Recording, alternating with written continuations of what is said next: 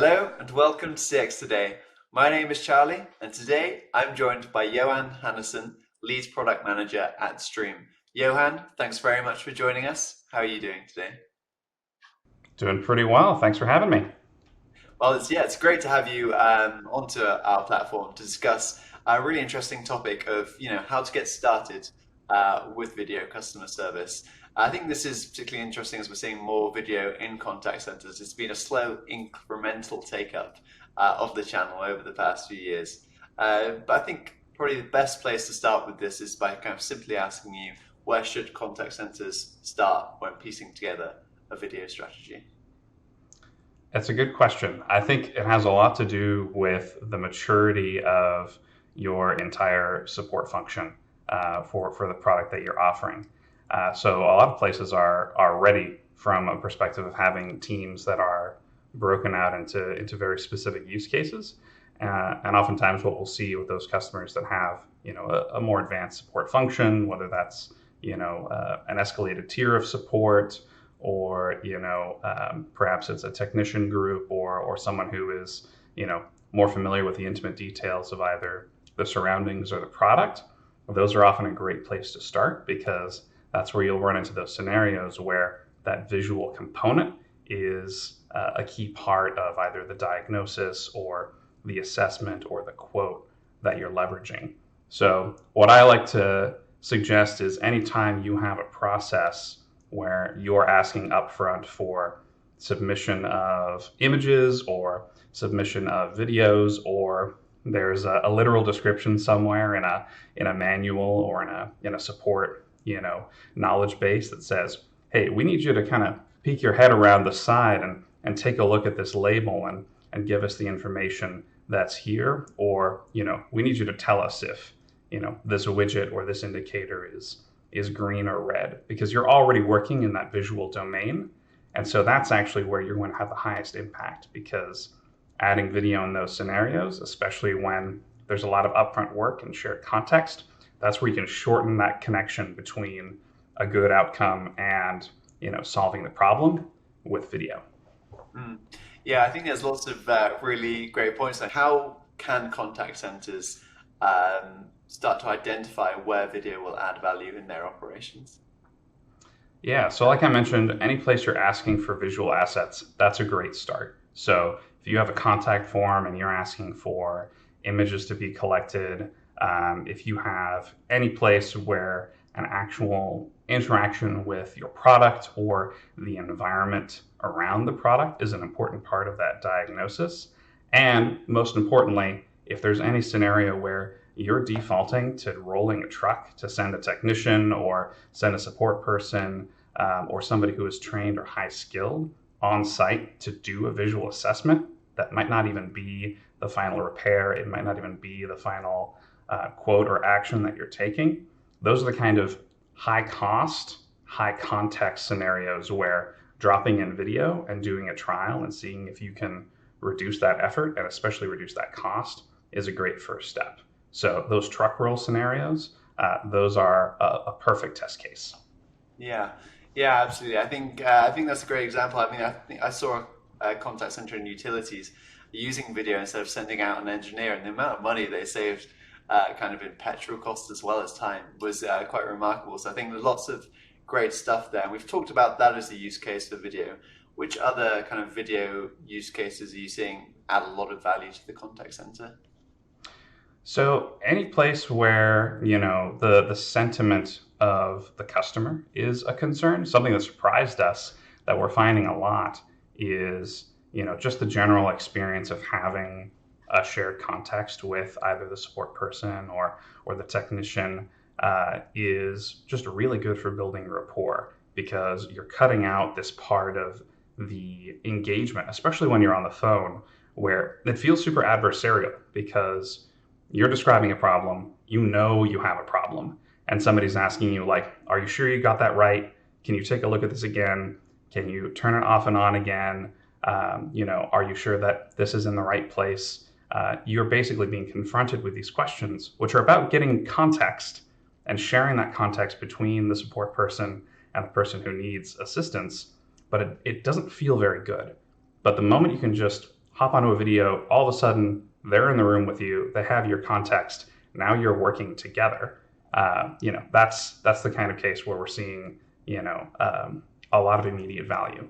And we're seeing, satisfaction scores for those experts, those agents, and those technicians go up because, you are feeling like you are providing a lot more assistance when you can cut out that part of the interaction as well. So I think it kind of just raises those all those boats at the same time. Mm.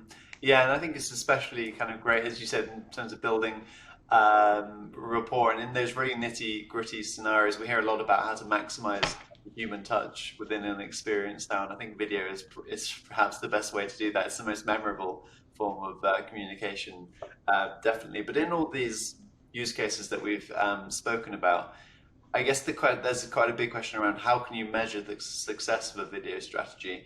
I don't know what your thoughts are to that. This is a tricky one because there's some counterintuitive things that happen when you add video into the mix. So something that we've learned to look at is not just the individual support interaction that happens. So a lot of folks will say, we're trying to get a phone call under, a certain time period, which is important, and you want to make sure that, you are getting the right volume through, you're not having to hire substantially more.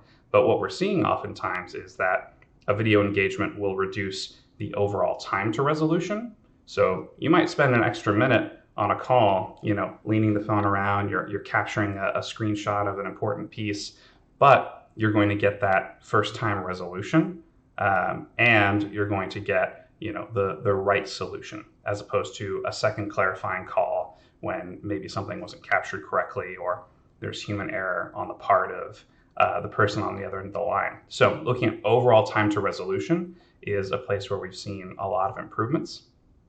Also, those satisfaction scores that we mentioned, we've seen a few cases. We had an e-bike company join us recently, and they were seeing some much longer engagements with their support people. But what they told us after the fact, because we flagged this up front and we're like, hey, we're seeing 60-minute calls in some cases. And they're like, yeah, because we get to treat these video calls like they're in our showroom. And the folks, on our, support sales team who are doing both functions a lot of the time are really enjoying it. And they're treating this, they're giving a tour around the bike that's been delivered, talking about the accessories. So that time went up, but satisfaction went up. And there were a lot of other factors, upsells or, that first time resolution that were also going up at the same time. So those are some things to watch where there might be an increase in that upfront time, but you're getting oftentimes a higher first time resolution, and you're getting all those other kind of scores arcing up. Yeah. And one last one, which is the big money maker I'll mention, is the reduced truck rolls. So, we all know that skilled labor is a shortage pretty much everywhere in the trades, especially. It is expensive from a energy perspective. It is expensive to have a large truck fleet. It is expensive to have skilled laborers going out to a job site and not necessarily even being able to resolve the problem because they didn't get the right part. So reducing those truck rolls, that's where we've seen some of the largest, cash returns in terms of the ROI. So that's another big one to watch. Yeah, I think there's some quite impressive potential gains that contact centers can make in their core metrics. A lot of those in terms of CSAT and first contact resolution as well there. So that's very impressive. But I think it's also important to think about, how can contact centers ensure they're working with the best video solutions partner that can work with them as they make this, not only in implementing the technology, but as they create their strategies. What advice would you give to a contact center that's looking for a video solutions vendor? I think probably the most important is somebody who's matching your use case in the market. Are they supporting a contact center as the primary customer, or are they building a tool for everyone and might not necessarily have the capabilities in the platform that are tailored for the data capture that you're doing, the integrations that you need. So I think that's number one. Make sure that somebody is looking out for your use case. One thing that we run into very frequently is, we have a video tool, and it's very impressive, and it offers a huge number of capabilities, but you're also requiring the customer to download a proprietary app. It's very expensive, to customize it or white label it, and that adds a huge time delay into getting support, and also the adoption rate of downloading an app when you're already frustrated. That can be real trouble. So we have our SMS link to an immediate app that opens up in your browser, and that's really something that we found contact centers are leveraging super heavily because they're not burdening the customer. So that kind of focus is super important as well. And then just ease of use and adoption. Is this a platform that can be dropped in either literally or via implementation or integration into your contact center tech stack? And that's something that we focus on a lot as well, is that ease of use. Because you can have a great platform, but if you're requiring your agents to context switch to yet another tool when you're already managing who knows how many channels and who knows how many different support scenarios and escalation paths, you want something that can sit right where you are. Yeah, yeah, I think lots of really great points there. I think a lot of people will resonate, especially with your message there about you're agitated, you want to quickly get on a call, but then you have to download an app, and a solution where you don't have to do that is particularly valuable. And I think also there's a lot of UCaaS vendors that are kind of saying that they have video at the moment as well, but is it really a solution that fits into the contact center ecosystem? Is it something that can easily be placed on a website for customers to follow so they can have a video conversation? It's I think there's lots of brilliant pieces of advice there. So thank you very much for that, Johann. I think that's probably an ideal place to end today's chat. But thank you very much for joining me. Likewise. Thanks so much for the time. Excellent. And also thank you everybody for watching. Bye for now.